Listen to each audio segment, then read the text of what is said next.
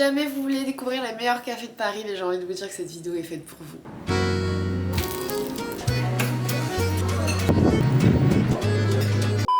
Salut les gars, j'espère que vous allez bien. On se retrouve aujourd'hui dans une nouvelle vidéo dans laquelle je vais vous servir une nouvelle fois de cobaye. Mais j'adore ça. Vous remarquez encore une fois que le cadre est assez neutre puisque je suis encore une fois à Paris.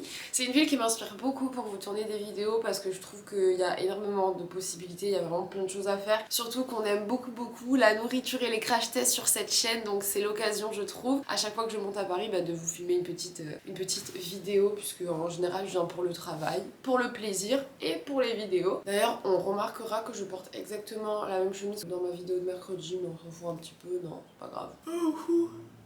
Il est 7h45, je me suis levée assez tôt aujourd'hui parce que du coup je voulais vraiment faire les cafés le plus tôt possible, donc à l'ouverture, genre en mode d'y être à 8h. Comme ça j'espère pouvoir profiter du lieu et de l'endroit et du mood au max possible sans être trop dérangée et puis surtout ne pas être trop gênée pour filmer. Je vais donc tester des cafés que vous avez certainement vu passer, que ce soit sur Pinterest ou encore sur le feed Instagram peut-être de vos influenceuses préférées. Puisqu'à Paris il y a pas mal de cafés un peu iconiques, soit un petit peu plus anciens, soit un petit peu plus moderne, à la mode, enfin dans la tendance. Du coup je me suis noté vraiment les meilleures adresses qui pour moi sont les plus représentatives des cafés parisiens, et autant vous dire que cette vidéo va me coûter cher à mon avis parce que là on est sur des 8 €, 7 € le café hein. C'est parti.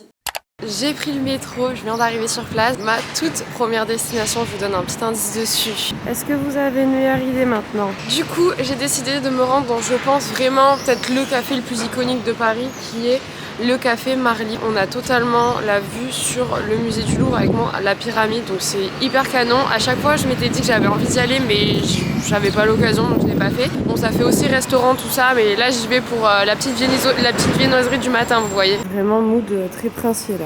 J'aime beaucoup, regardez comme c'est joli. Il y a personne. Qu'est-ce qu'on va pouvoir bien manger?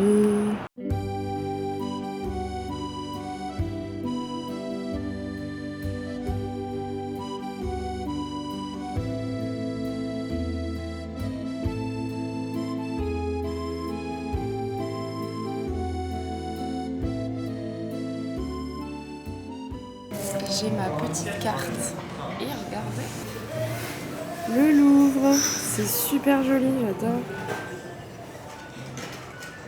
Clairement on profite de la vibe parisienne à 1000%, j'adore, c'est très agréable, je vous avoue, il n'y a personne, je suis toute seule pour l'instant. J'ai une petite carte vraiment petit déjeuner où il y a toutes les boissons, la nourriture et tout. Pour une omelette nature on est sur 15 €. Je pense que je vais prendre une viennoiserie, un croissant avec prendre le cappuccino, je vais voir à quoi il ressemble parce que des fois ils font des petits dessins, vous savez, c'est assez sympa. Du coup, nous sommes à 7 € la viennoiserie et 8 € le cappuccino. Ça pique.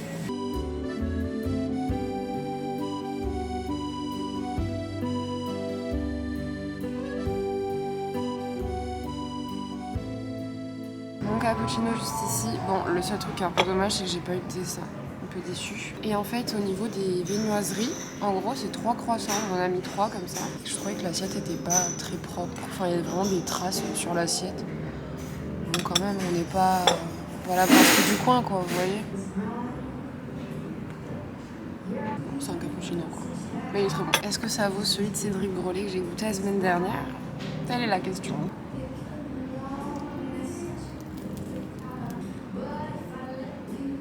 Ils sont assez bons. Très bon. Le côté beurré, il est pas trop présent, donc c'est agréable en bouche. Franchement, j'adore. L'expérience, elle est quand même assez exceptionnelle. Enfin, on a une vue magnifique. On a un peu l'impression que c'est hors du temps, surtout quand il n'y a personne.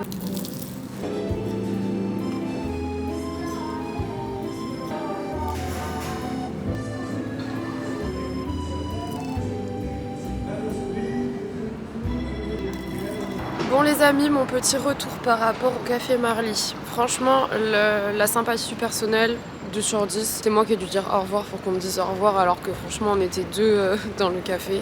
Alors que je sais pas, pour moi quand on va dans une enseigne comme ça, on est censé être accueilli un peu comme des rois quoi. Surtout quand tu vois le prix que tu payes pour un café et une pâtisserie, enfin une viennoiserie. Concernant la viennoiserie etc, le café, bon ça a rien d'extraordinaire. Après je suis pas venue pour tester la brasserie, enfin le lunch ou le dîner, donc à voir peut-être une prochaine fois. Et par contre le lieu 10 sur 10. Franchement la vue sur le Louvre et tout, c'est vraiment incroyable. C'est pour ça que je vous le recommande vraiment du coup, parce que c'est un moment hyper agréable à passer. Vous venez avec votre chérie ou avec une copine ou avec des amis, c'est vraiment très très cool. À présent, on va partir du côté de chez Angelina. Alors c'est un café que je connais déjà, mais j'y ai pas mangé les spécialités en fait. Alors déjà c'est pas vraiment un café, c'est un salon de thé. Alors que là on était vraiment dans un café, là on va dans un salon de thé. Vous allez voir le mood, il est juste incroyable. Je vais y prendre le chocolat chaud qui est pépite apparemment, ainsi qu'une des pâtisseries vraiment phares de chez Angelina.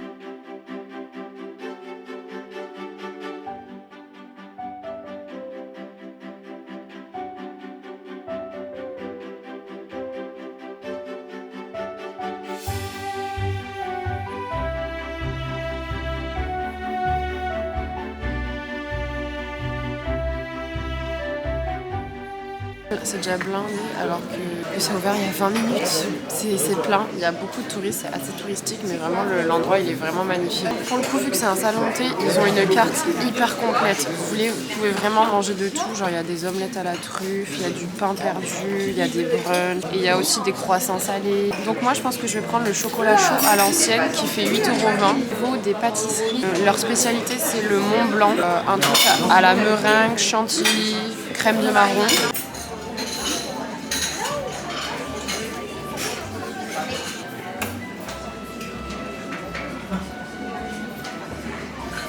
Incroyable. Je pense que c'est vraiment du chocolat fondu avec du lait ou de la crème parce que ça fait pas du tout le même effet qu'en général. La petite spécialité.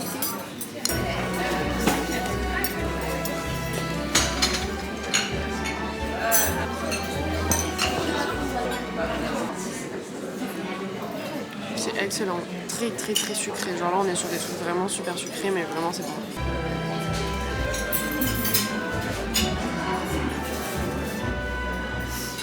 Si je dois faire mon petit débrief. Nourriture, 10 sur 10, vous trouvez tout ce que vous voulez, c'est fait de façon qualitative, c'est bon.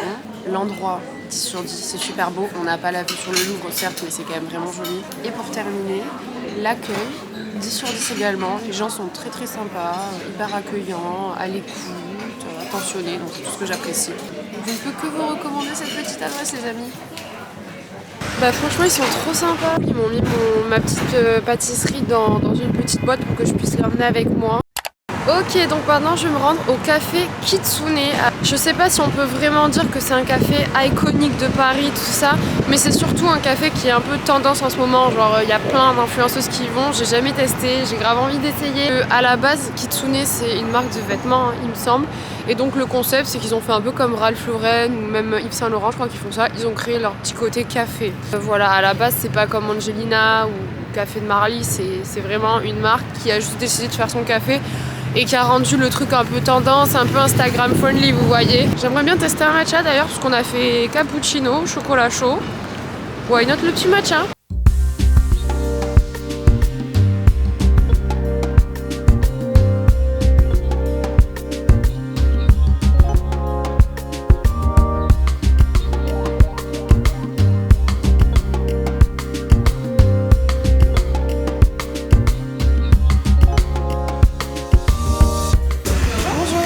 C'est quoi la différence entre votre matcha et votre white matcha? Le matcha, ce sera juste du matcha latte normal et le white matcha sera avec du chocolat blanc, donc c'est beaucoup plus sucré. Ok, bah je vais partir sur un matcha classique. À emporter? Oui, avec lait d'amande s'il vous plaît. Bon, j'ai pris mon petit matcha.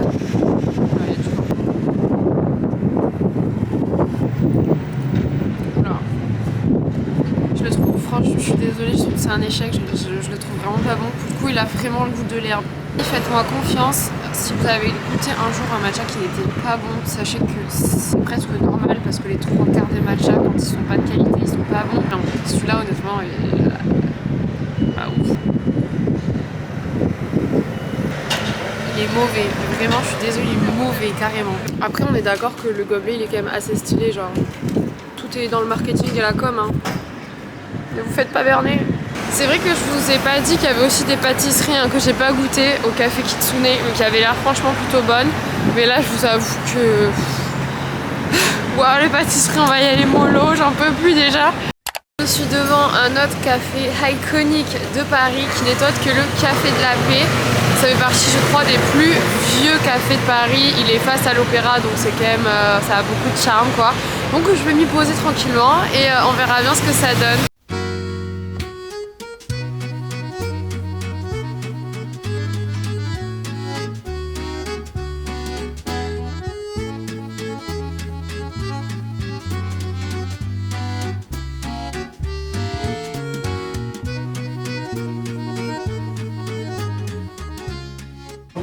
Honnêtement, je m'attendais pas à ce que ce soit aussi beau, c'est vraiment magnifique. Du coup, ils m'ont donné leur petite carte. Je pense que je vais me prendre un thé cette fois pour changer et j'en peux plus de boire du café ou du chocolat.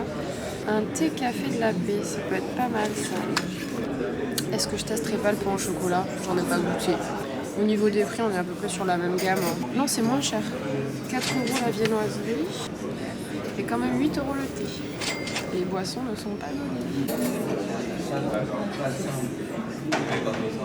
Donc c'est sympa parce que c'est du coup les frères Daman qui ont carrément fait un truc spécial café de la paix. C'est plutôt stylé, je trouve.